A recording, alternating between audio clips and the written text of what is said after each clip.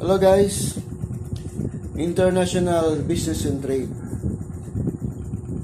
So business and trade.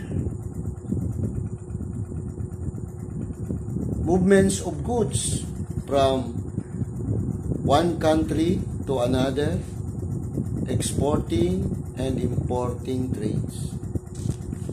So what is the product cycle?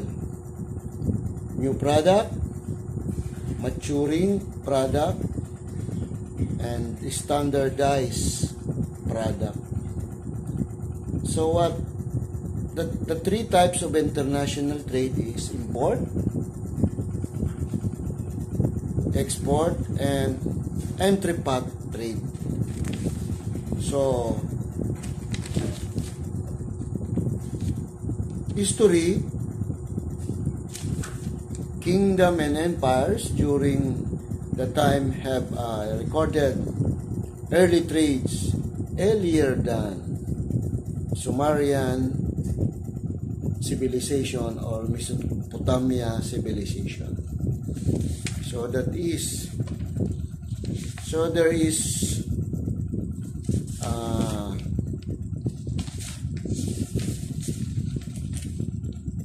some Republic Act here related to international business and trade. Republic Act 8181, Republic Act 1180, Republic Act 8800, Republic Act 8762, Republic Act 100, Republic Act 1120.